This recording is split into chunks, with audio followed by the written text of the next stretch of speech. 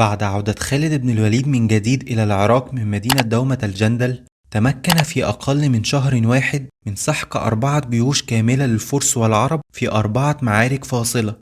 فبعد أن قام قادته بالقضاء على الجيوش الفارسية بنجاح والسيطرة على مدن الحصيد والخنافس حسب الخطة التي وضعها لهم، تقدم مع ألوية الجيش الخاصة به ونجح في القضاء على الجيوش العربية وبقية الجيوش الفارسية في مدن المصيخ والثني والزميل باستخدام مناورة وتكتيك رائع.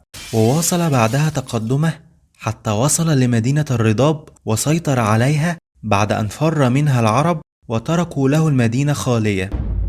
ويبدو أن سيف الله المسلول كان في طريق العودة من جديد إلى الحيرة عندما وصلته أخبار جديدة في مدينة الفراد والتي استدعت تدخله السريع. فقد نما إلى علمه بأن هناك قوات كبيرة تتكون من الفرس والعرب والروم ولأول مرة تتوافد إلى المدينة بعد أن اتحدوا وكانوا في غاية التصميم على القضاء عليه.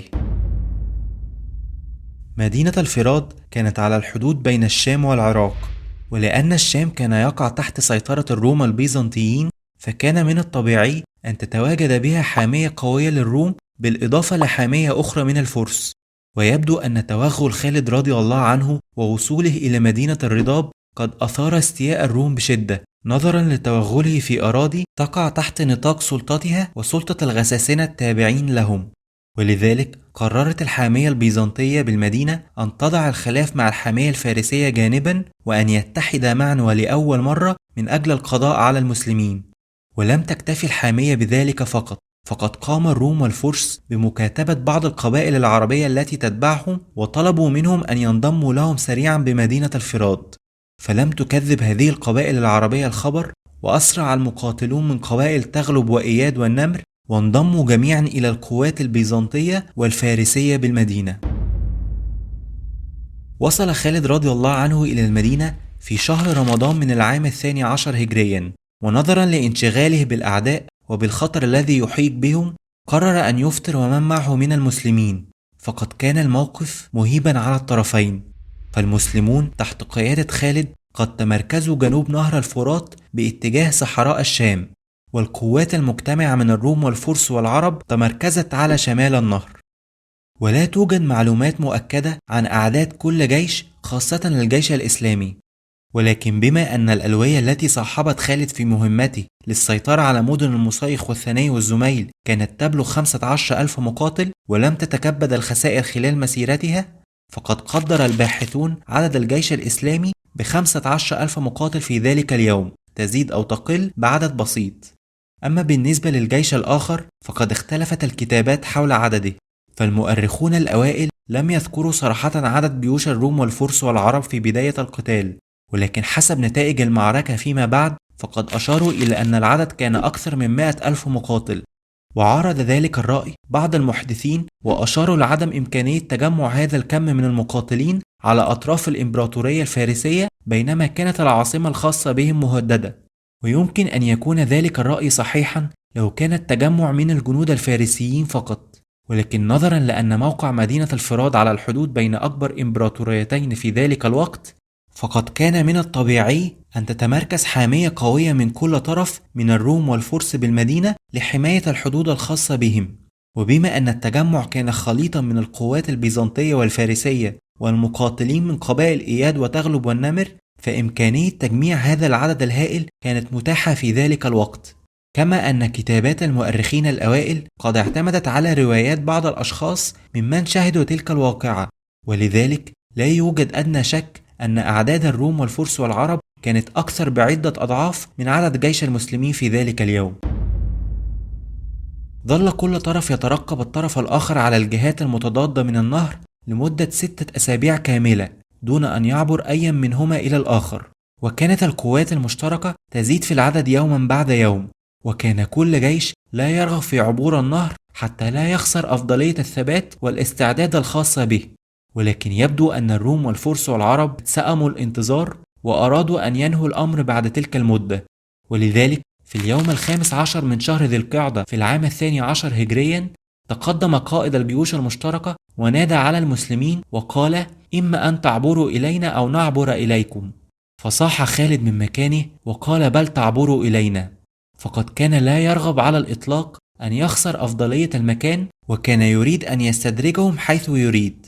فطلب منه قائد الجيش الآخر أن يتراجع بجيشه حتى تعبر جميع القوات ويتقاتلوا بعد ذلك، ولكن خالد رفض أيضا أن يتراجع، ولكنه أعطاه كلمته بأنه سيترك القوات تعبر في سلام دون أن يتعرض لها. فلم يجد القائد الآخر مفرا سوى الموافقة على كلام خالد، وأعطى الأوامر للجميع بعبور النهر. فبدأت هذه الأعداد الهائلة من الجنود تعبر النهر وهي في خطر كبير، ولكن خالد أبقى على وعده لقائد الجيش الآخر، وترك قوات الأعداء تعبر في سلام ولم يتعرض لها حتى اكتمل عبورها جميعا. تغير الوضع في مدينة الفرات، وأصبح الجيشان في مواجهة بعضهما البعض وعلى وشك القتال. فظل المسلمون ثابتين في مكانهم، بينما أصبح الروم والفرس والعرب في مواجهتهم والنهر من خلفهم، ولم يكن هناك أي مجال للرجعة. فنادى القائد على القوات المشتركة وأمرهم بالتميز حتى تقاتل كل فئة مع أفرادها، ويعرفوا جيدا من يستميت ومن يتقاعس في القتال. فبدأت الصفوف تتحرك وتعيد ترتيب نفسها، حتى أصبح العرب يقاتلون جنبا إلى جنب، وكذلك الحال بالنسبة للروم والفرس. وبعد دقائق بسيطة من الترقب انطلقت إشارة القتال. تقدم كل جيش من مكانه واندفع سريعا حتى التحم مع الطرف الآخر، ولم يكن هناك أي نزال أو قتال قبل بدء المعركة كما حدث في السابق. فكان كل طرف يرغب سريعا في الانتهاء من أمر المعركة وبسط السيطرة على المكان. ورغم كثرة عدد الجيوش المشتركة، إلا وأنهم على عكس المتوقع لم يستطيعوا اختراق صفوف المسلمين رغم محاولاتهم العديدة. فاستمر القتال شديدا بين الطرفين، وكان يبدو أنه سيستغرق الكثير من الوقت حتى ينتهي. ولم يلاحظ أي شخص من الروم والفرس والعرب ما كان يفعله فرسان المسلمين خلال القتال. فحسب أوامر خالد بن الوليد، كان فرسان المسلمين في الصفوف الخلفية يستغلون انشغال الجميع في المقدمة، ويقومون بالالتفاف شيئا فشيء خلف الجيوش المعادية لهم. واستمر الحال على ذلك حتى نجح فرسان المسلمين في الالتفاف بالكامل حول جيش الأعداء، وسيطروا على الجسور الواصلة بين طرفي النهر. وفي هذه اللحظة أصدر خالد بن الوليد الأمر لفرسانه بالانقضاض على جيش الأعداء من كل جهة. فتقدم فرسان المسلمين سريعا، وقاموا بتوجيه الرماح نحو الروم والفرس والعرب من كل جانب، وبدأوا في عزل أفراد الجيش تحت ضغط الرماح في مجموعات صغيرة حتى يكملوا الدائرة عليهم، فينقضوا عندئذ عليهم ويخترقوهم بالرماح. وبعد سقوط من في الدائرة يعيدون الكرة من جديد على مجموعة أخرى حتى يبيدوها بالكامل. فكان الأمر شديدا على جموع الروم والفرس والعرب، وبدأ ضعاف النفوس في الفرار سريعا من المكان نحو النهر. ولكن أثناء محاولتهم للهرب تصدى لهم فرسان المسلمين على الجسر وقاموا بقتلهم فورا. فحاول البعض الآخر الهروب من خلال النهر، ولكن كان رماة الأسهم في انتظارهم وأغرقوهم خلال عبورهم. فكان الأمر كارثيا على جيش الروم والفرس المشترك، وقتل منه في ذلك اليوم حسب روايات الأوائل ما يقرب من 100,000 مقاتل خلال الاشتباك والمطاردة التي حدثت بعد انتهاء المعركة.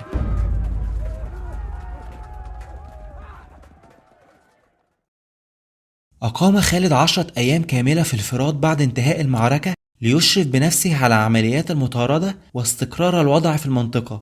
وبعد أن اطمأن وسيطر على المكان، أمر الجيش أن يعود مجددا نحو الحيرة مركز العمليات بالعراق، وقام بتقسيم القوات إلى 3 فرق. فكانت المقدمة تحت قيادة عاصم بن عمرو التميمي، ومن خلفها القوة الرئيسية للجيش، وأخيرا المؤخرة بقيادة شجر بن الأعز. وكان الجميع يعلم بأن خالد بن الوليد سيكون ضمن أفراد المؤخرة حتى يطمئن على تنفيذ الجميع لأوامره بالتحرك السليم. وفعلا انطلقت كل فرقة وراء الأخرى في طريق العودة للحيرة، ولكن لم يعلم أحد أن سيف الله المسلول كان في نيته أمر آخر. فخالد بن الوليد كان قد اتخذ القرار بأن يعود سريعا إلى مكة لأداء فريضة الحج في سرية تامة مع بعض من أصحابه. فقد كان الوقوف بعرفات بعد أسبوعين من تاريخ خروجه من الفراد، وأراد أن يؤدي الفريضة ويشكر الله على الانتصارات التي حققها وفتح العراق. ولكنه أراد أن يخفي خبر خروجه عن الجيش حتى لا يسبب ارتباكا بين صفوف الجيش. فلم يعلم بذلك سوى قائد المؤخرة فقط.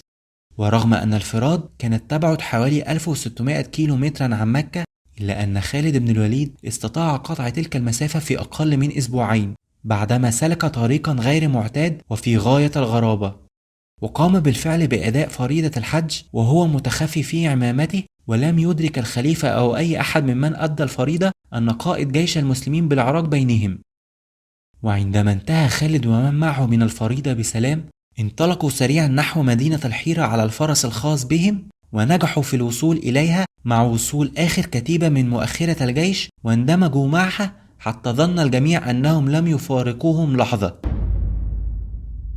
كان هذا التصرف محط انتقاد لخالد من عدة أشخاص فيما بعد، وعلى رأسهم خليفة المسلمين أبو بكر الصديق رضي الله عنه، فخروجه وتركه للجيش في منطقة معادية كان من الممكن أن يسبب خطرا كبيرا عليهم إذا ما انتشر الأمر. وبالغ البعض واتهموه بالغرور وبالتسبب في مغامرة بدون مبرر، ولكن أعتقد أن شخصية خالد المحنكة لم تكن لتغامر أبدا بالجيش دون حساب، فكان هذا التصرف ينبع من ثقته برجاله وقادته، فهو كان يعلم أن الجيش يضم رجالا أمثال مثنى بن حارثة والقعقاع بن عمرو وأخيه عاصم وعدي بن حاتم الطائي وغيرهم من الرجال التي أثقلتهم التجارب والحروب المختلفة، وأثبتوا أكثر من مرة كفاءتهم وحسن إدارتهم للأمور. ولكن على كل حال علم أبو بكر الصديق رضي الله عنه بذلك واستاء بشدة، فأرسل له رسالة تنهاه بشدة عن تكرار ذلك الأمر مرة أخرى.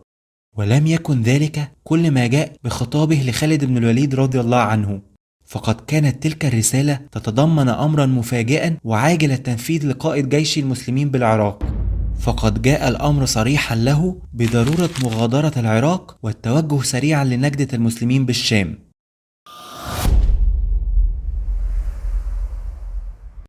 خلونا نكمل المرة الجاية ان شاء الله، بس خلوني اقول لكم ان الفيديوهات دي بتاخد وقت ومجهود كبير جدا عشان انفذهم، فلو عجبك الفيديو ده ياريت تنزل تعمل لايك وتشترك في القناة وتفعل الجرس عشان يوصلك كل فيديو جديد بعمله. اشوفكم المرة الجاية على خير ان شاء الله.